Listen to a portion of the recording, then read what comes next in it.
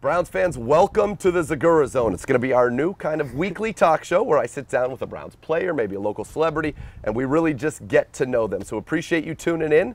And Briean Boddy-Calhoun, our first guest, hand-selected. Yes. I might have you know, hand-selected first guest. Wow. Welcome to the Zegura Zone. Thank you, thank you. Glad to be the very first one on the show. Well, one of the reasons that I wanted to get you on the show is, you know, you think of football players, they're wearing helmets, you can't really get to know them. You can see your smile across the field. You're a guy that loves the game. So I just want to ask you from the beginning, where do you get this love of the game that you have? I think it's all natural. It all starts when my dad introduced me to the game when I was 6 years old.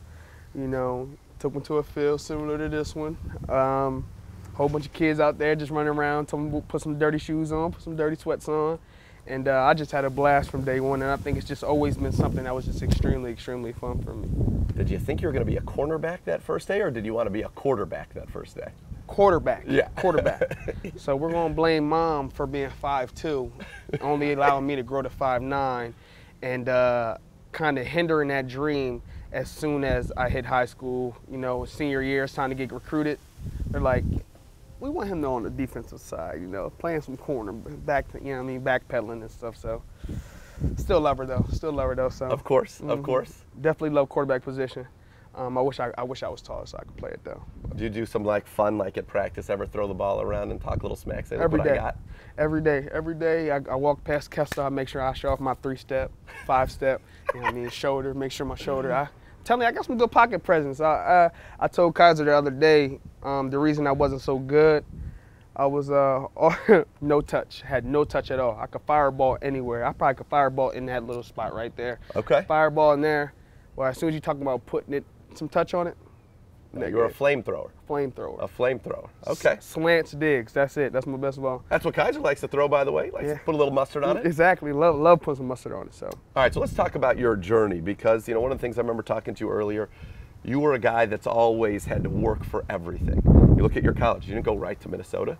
You went to a junior college. Yep. Then you go to Minnesota. You go to the NFL, undrafted. Let's just talk about college starting there. What was that experience like for you, knowing, because I know from talking to you, you've always believed you were going to be sitting here. This isn't a surprise to you that you're sitting here right now. Right. So how has that process been, and what gave you that belief? What gave me that belief was knowing that I wasn't, so when I get to Minnesota, I think I'm going to play right away. Everyone thinks they're going to play right away. And first day, I'm welcomed, fade route, caught on me, and one-on-ones. Okay, all right, cool, we're good. So let me get one more. Okay, one more. Another fade route, same exact player, catches it again. And I was like, I'm not ready to play Division I football right now. So from that moment, I knew I wasn't ready, and I did everything it took to get me ready. I wasn't even benching 225. I barely was squatting 315 at the time. So I knew it was a strength. It was a strength and a physical.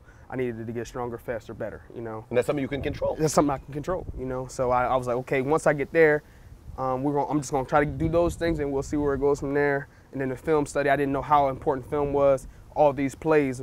I had like 2 plays on defense in high school. He's like man or cover 2, you know. So having all those plays and then learning the playbook, I was like, okay. So after a year of Minnesota, getting stronger, faster, all that, the year in the playbook, I started to play way more faster, and I started to watch film with my coach, and he started to teach me how to watch film, and I just took that to a whole nother level. I started watching film on my own, started watching film with my teammates, and I just kind of got addicted to working hard, kind of got addicted to the process of getting better. And as that happened, it just kept going up a notch. It kept going up a notch because I had to learn, I had to work on this. Oh, now you're getting looked at in the NFL. They don't think you're physical enough, or they don't think you're fast enough. Okay, now I got to show that I'm fast. Okay, now I got to show that I can make plays. So it was just, I've always been a guy in love with the process, and that's why I love football, because there's 16 games. That's 16 days out of 365 that we play. Yep. Not basketball. Basketball, they're playing 82 games. That's not including playoffs. Baseball, gang of games. Every other day. You know, every other day they're playing. We come out here and play from September, real game, regular season, September to January, guaranteed. That's nothing. That's like, so you got 16 Sundays to put it all on the line. The whole thing is process. The whole thing is preparation. You sit here and you work for 8 months to play for 4 months. Right. There's not too many sports like that, you know. Usually you're playing 8 months and you train for 4 months. It's the opposite. We're training 8 months just to play for 4 months, 1 day a week. That's right. 1 day a week, you know. So when you look at it like that, like you say, you win the Super Bowl in the off season, you win your starting spot in the off season, you win the reps in the off season, and that's when you win it, because by the time the season's here, it's too late, you know. So a little lengthy, but I like it because process, it's you know? true though. I mean, everything you do all week is to prepare for those 3 hours, and you get to do that, as you said, 16 times a year. So the rest of the time, hey, you can always outwork somebody, right? You just broke it down even 3 hours. Now we're doing all we do for 3 hours a week. 3 hours a week, you know. Yeah. So if you prepare right, you know, one play, it only takes one play to lose a game, as you know, in this league. So got to prepare right, because you know you never know when it's going to be your last young man's game, and you know one play can get you beat. All right, you go undrafted. What were you thinking? How is this happening? How is this happening? And then sit on it for a couple of days, and I think this is just another obstacle to obtain. Obviously, this is not the end goal. I think personally, if I would have gotten drafted, I wouldn't be as good as I am right now. I think I would have been like, yes, this is it, you know. But I think made you hungry. Made me hungry. Kick in the butt. Boom, you're not good enough. Nope, you thought you were good enough. You thought you were good enough to get drafted. Nope, they still think you suck. Go. Then you go to Jacksonville, and you get another kick in the butt. Another kick in the butt. What did they say to you when they brought you in to let you know that, hey, this isn't happening right now? You're cut. You're fired. That was it. Not, hey, we like this. You need to work on this. That's it. Thanks for coming. We really like you. We want you to work on this. They did accept me for practice squad. I will say that. They did bring me back for practice squad, but I knew I wasn't going to make that team, to be honest, from the jump, because I was with a very competitive cornerback group that was experienced. Yep. It's different when you're competing against other rookies. They brought in Amukamura, right? Yeah, Amukamura, drafted Jalen 5th overall. Yep. House just got there the year before. Yep. You know, so I'm dealing with 4 starters that have 3 starters in the 5th overall pick. You know, so that's 4 locked in right there. Yeah. 4 locked in right there. And then the back 3 are Nick Marshall, Demetrius McCray, Dwayne Gratz, who have all started on this team last year. So that's 7 starters that I'm competing against. You know, you just want to talk about experience and who they trust. I think if I was in their situation, I would trust the guys that I had too. You know. So I wasn't surprised getting cut at all. They did give me a fair opportunity, I will say that, to showcase my talent and stuff, and I will always be grateful and thankful for all that. But they're not Cleveland Browns though. They didn't say 53. You're a guy. You know, they didn't say. What was it like when you got claimed? How'd you find out? At the laundromat, my agent told me. You know, so me and my girlfriend were there, washing clothes, getting ready to go wherever. You know, don't know where I'm going to end up. And my agent calls me. He's like, have you talked to Cleveland yet? And I'm like, Cleveland? No, we haven't even said anything about Cleveland. He's like, oh, well, they just claimed you off the waivers. And I'm like, that's 53, right? That means I made it. He's like, that's yes. right. Oh, I couldn't. I'm not a crier, so if I was, that would have been a moment to cry, like start bawling. But I'm just like cheek to cheek, you know what I mean, smile cheek to cheek. And I'm just like, wow, like, this is really about to happen. You know, we don't really care about the laundry anymore. Keep these clothes here. I just want to go to Cleveland right now. And next thing you know, that night I'm up here. And you walk into the locker room. What was that first experience like? Joe Hayden was in the locker room at the time. Tremont Williams was there. A couple of veterans. You come in, Jamar Taylor. What was that like coming in to this room? Scary, frightening. Just because I'm a rookie and I'm like, okay, you obviously just took someone's spot, you know, because that's what you need to do to make the 53 man, you know. So I'm like, how accepting is this group going to be? Am I going to come in here? Are they going to be a group that welcomes me? Or are they going to, you know, shun me off? Or are they going to withhold information, you know? And the first day I get here and I walk into the DB room late because I had to go through do different stuff. Walk into the DB room, and as soon as I walk in, it was like, hey, we have Briean Boddy-Calhoun here.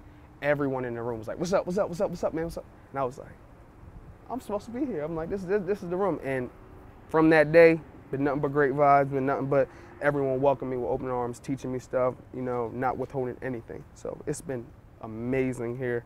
As far as teammates go, it's been an amazing journey, and I just love it here. You know? I remember talking to players there, like everybody loved you. I mean, that was the first thing that everybody said was they just instantly loved you, and I bet that makes it a little bit easier when you walked in and you didn't feel like you're walking on eggshells. Exactly. It makes it 10 times easier. And then, you know, it's a small league, so, you know, once guys found out I was coming up here, you know, you let former teammates know, like, hey, I got this guy coming up here. So Tremont Williams was actually a mentor to Devon House, you know, in Green Bay. Yep. So down in Jacksonville, he used to talk about Tremont all the time. And so then I end up coming up here. He's like, oh, I'm going to tell Tremont you're coming up there. So I'm coming in the door and Tremont's looking for me, you know. So having that is just amazing, you know, because now I got somebody to look up to right away, you know. So I'm looking up to him, and then you got JT, he was in the film room, and it's like, okay, yeah, he's just like me. So just a whole bunch of guys that are the same in this organization, trying to win.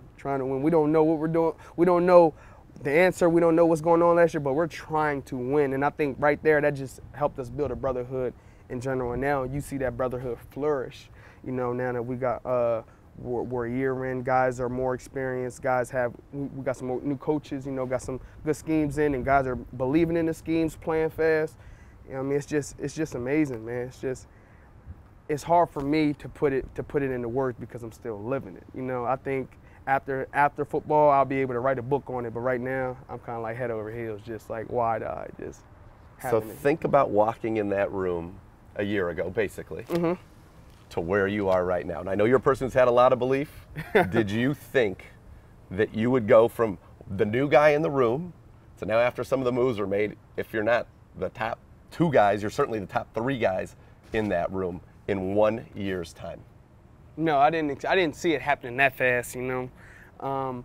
And I'm so like short goal, you know. I look at short things because life is just too, you don't know I try not to look too far ahead, you know. Like, I'm worried about Baltimore right now, you know. I'm not worried about like trying to make the Pro Bowl. In order to make the Pro Bowl, I got to do something in Baltimore game, right? You know, and then so I like Stack to look. it up. I like to stack them up, you know. So I never look like, dang, where would I be in a year from now? Just like right now, I'm not looking like, where would I be next September? That's way too far, you know. So it's just like you catch it when you look back. You just look back, and now when I look back in a year and how I felt and how I feel right now, it's 2 different players. It's 2 different men, 2 different players, 2 different people. You always seem confident to me. You seem very confident and very comfortable. It's because I'm very prepared. That's why I think that's where the confidence comes from. I can also say, like, if I'm not anxious before a game, it's not okay. So I need some type of fear. I need to fear that this receiver is going to beat me deep to be effective. If not, I'm going to play lazy. I'm going to play, oh, this is easy. And that's when I play terrible. So I never allow myself to get comfortable. I never allow myself to get like that. So I always give receivers the benefit of the doubt, you know. So if I'm not anxious before a game, it's not good. And music makes me confident, believe it or not. All right, what's the song you like to listen to? Right now, it's a song I like to listen to. There's so many songs I listen to. I can give you artists. I can give you like, okay, 21 Savage, Logic, Wiz Khalifa, Kanye, Jay-Z, Kendrick. Okay. You don't have like a one go-to that you're like, all right, I need to get in the zone. I'm dialing this up. I need to get in the zone. I'm dialing this up right now. No, I can't come up. Okay. I might have something by the end of this though, cause I got a lot of songs. Big music guy. Okay. So, by the way, if it just pops into your head at any point, just throw it out there. Okay, cool. All right, let's talk a little bit. It is a business, and one of the reasons you're in the position you are is because you earned it. They had confidence in you, and I know that you were tight with Joe Hayden. That news comes through. Part of it, I'm sure, I'm sad. I love Joe Hayden. I'm going to miss him. Part of it has to be, okay, when you read between the lines, they want Briean Boddy-Calhoun on the field every play as a force for this defense. How did that make you feel? Bittersweet. Definitely more bitter than sweet at first. You know, just to hear that I'm losing a brother. You know, he's not going to be here no more. So that was just that was hard to deal with at first. You know, and then after you sit on it a while, you start to look at the business. Okay, this is a business. We understand that. And, okay, that's one less corner that we have in the room. Okay, we'll see what happens with personnel. We didn't talk personnel at the time, but it's like, okay, maybe they do see something in me. I'm not going to sit here and say, oh, yeah, they're putting it all on me right now. I'm not going to put that pressure on myself. I'm not going to get my hopes that high or nothing because I'm not a decision maker. But but in the back of my mind, I am like, well, if they are putting some stock in investing something in me, bring it on, because I'm ready for it, like you said. So. What did Greg Williams say to you after that? He didn't say anything to me. We talked. We never discussed the Joe Hayden thing individually. Really? Just discussed it as a team. Everybody got it out because Pittsburgh was so quick. You know, yeah. We didn't really have time to kind of sit here and talk about how we felt individually and dwell on it. Like, but he didn't come to you and say, hey, "Look, you're my guy. Let's go." We're all his guys. You know, yeah. He does a great job. He doesn't single anyone out. He's like next man up. You know, and that's where the injury release, and we've been doing that since he's got here. Like, someone's down, get the next person in there. You know. I've always wondered what it's like for you when you came here. You had that very good season, 3 interceptions. I'm sure we've talked about the Miami interception a lot, so no need to go over it here. That was kind of when you knew, like, all right, I can do this. Take it back to the house. What was it like when you found out your new DB coach was going to be the DB coach from Jacksonville? And not that he makes personnel decisions. Yeah, let's be clear about that. Definitely. But it was like, oh, you see what you got in old Mr. Boddy-Calhoun. Right. Our relationship was completely different, you know, because like I said, I'm the 8th corner that in Jacksonville. Here I'm a guy, and then when he gets here, it's a whole different. I'm in a whole different position now. I have so much more film. I'm a different player, but it was weird. It was weird. Happy because I knew who it was. You know, we have a relationship. You know, but it was weird in the fact of we're gonna be on 2 different levels now. You know. Before, when he was looking at me, I was just a rookie. And now when he's coming here, I'm not a rookie anymore. You know, I'm a guy who's played a lot of time in the NFL and got a lot of experience. You know, so when he was talking to me in Jacksonville, it's like, you need to learn this, you need to learn this, you need to learn this. And when we got here and we started talking, when I first saw him here, it's like, oh, okay, now, I didn't know you could do this. Oh, I see you did it. You did this very well. I didn't know that you could do this and this. And I think it just made where we're at now and made it better. You know what I'm saying? But initially, when I first found out, I was pretty ecstatic that I knew who it was, to be honest. Yeah, you know? A little comfort, a little familiarity. Definitely a little comfort. Now, Greg Williams, on the other hand, I'm in Jacksonville watching Hard Knocks, and I look at my roommate and I say, he could never, ever be my D coordinator talking to me like that. No, he can never be that. Greg Williams is our D coordinator. I'm like, okay. He seems, from afar, he seems to have a way to be crazy and maybe to get after you, but at the same time, love you and do it in a way that is endearing. And I don't know that I've ever seen anything like it, because I think from afar you watch it just like you're. Yeah, he's insane. Don't come at me like that. I'm a grown up. Right, exactly. But then there's something about the way he does it that seems like it works. It's because it's the intent. It's the intent behind it. It's different when someone's yelling at you to hurt your feelings or yelling at you to belittle you. He's not doing that. He's yelling at you to motivate you. He's yelling at you to let you know that he has more confidence in you. He's letting you know that you're a better player than that. That's why he's yelling at you, you know. And a bad coach will do exactly what he does, but not explain why he's doing it. So he does a good job of explaining why. I'm doing this. I'm yelling at you because I've seen you make thousands of plays like this, and this is not the player you are, you know. So that's why he's yelling at us. And when you get a coach that cares about the game and knows the game and cares about the little things like that, you're gonna play hard and you're gonna want to play for a coach like that. You know? And he treats everybody the same. So exactly the same. That's why we talked. That's when we talked about the Joe situation. You know, he didn't come in and individualize me like, okay, Body, like now it's on you now. Now you got to take Joe. No, we didn't take. It's like next man up. Who's the next man? We'll talk about it. You know, and you know, J Mac have no problem with J Mac being. J Mac deserves to be the starter. I feel like J Mac and JT deserve to be the starter. They both prove quality. They both prove that they're quality players in this league. Sure. You know what I'm saying? On the outside. And we know, by the way, 3 corners are on the field all the time in the NFL. There are 3 starters. Exactly. There are not 2 starters anymore. There are 3 starters in this league now, you know, so letting them guys handle what they do best on the outside, let them do that, coach. And then you want to place me wherever, safety, nickel, corner, do whatever you please with me. I just want to be on the field. I just want to have fun and play football. That's all. All right, we're going to get into a little bit more stuff here, but this has been so much fun. We've taken up pretty much all the time already. We haven't even gotten into any of the outside stuff, but it's been fast. So you're going to have to come back on another edition of Zegura. That's fine. That's fine. And we'll pick it up where we left off. But I want to get into a couple things. Game 1, you guys go out there. We know what happened in the preseason with the national anthem. We know what a big story it was.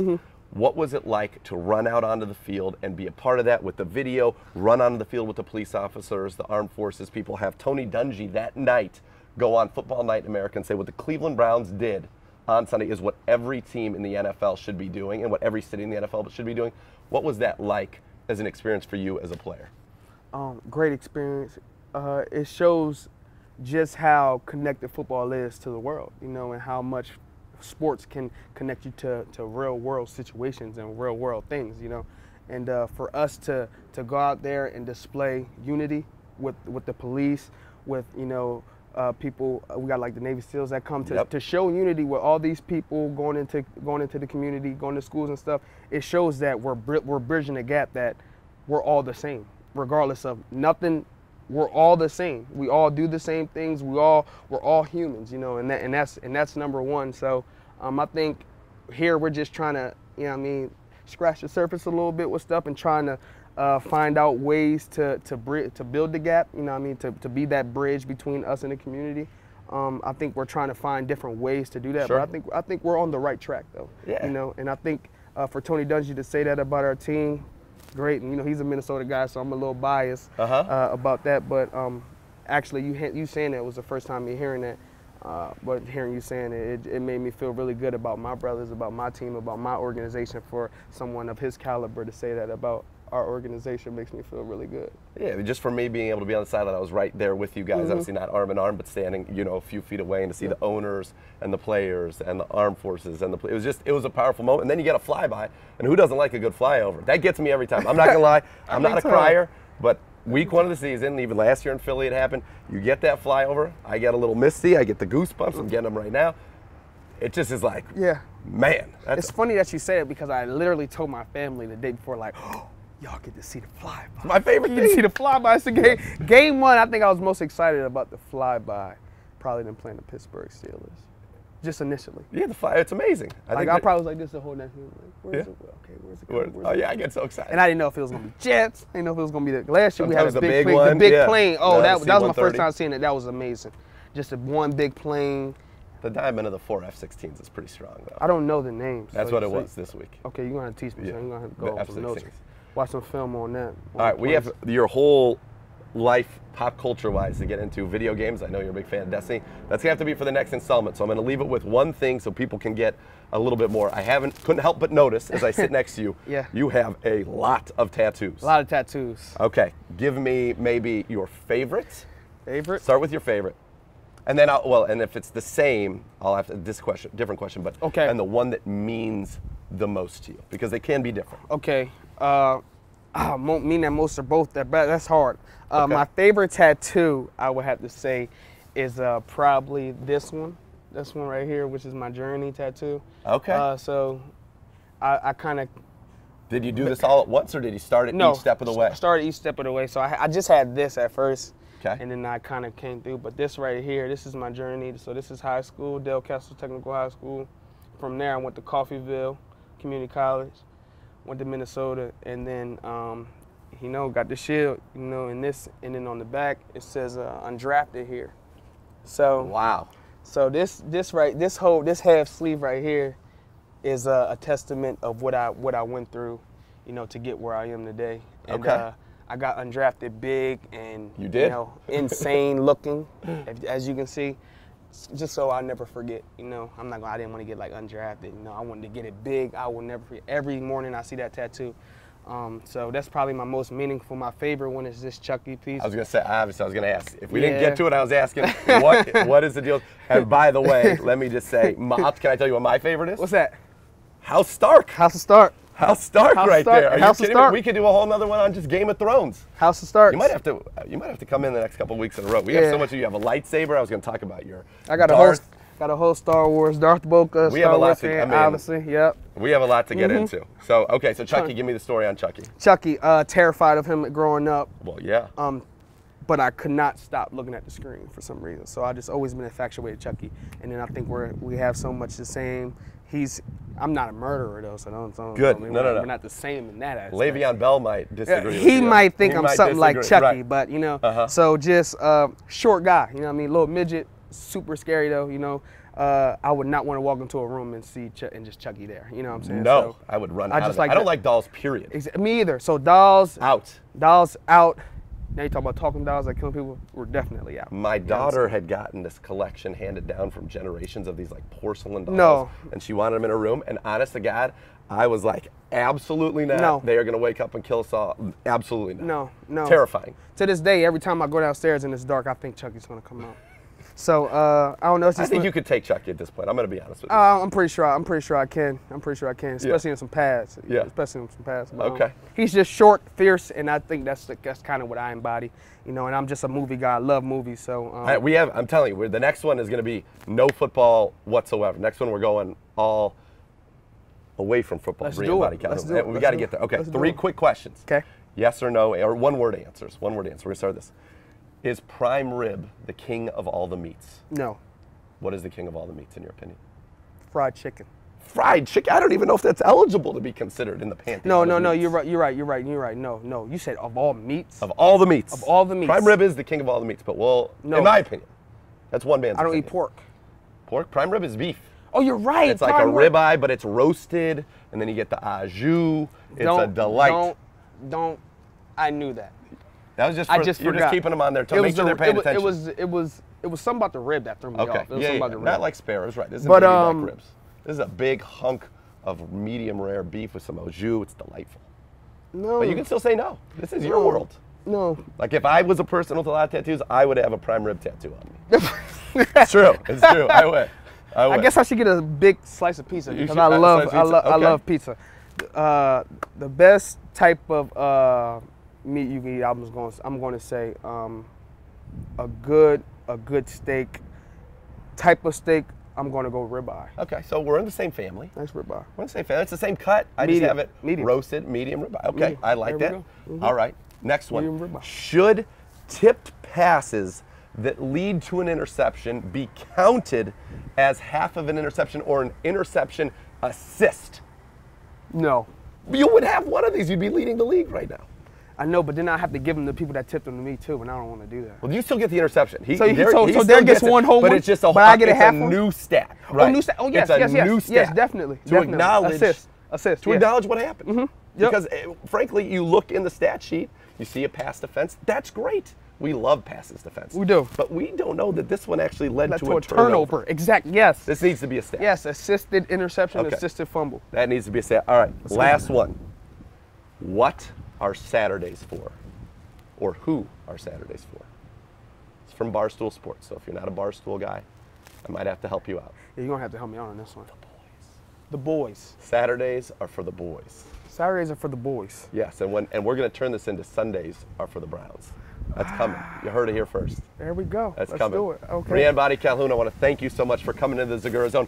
You're going to have to come back, though. This is I'll be back. part one of a two-parter. Part one. And by next time, you have to know this song, Okay. the pump-up song. Pump up song. All right, ladies and gentlemen, thanks so much for coming with us in the Zegura Zone. We're going to be doing this every Wednesday, all season long, sitting down, getting to know the people that you love on your Cleveland Browns. Thanks for watching.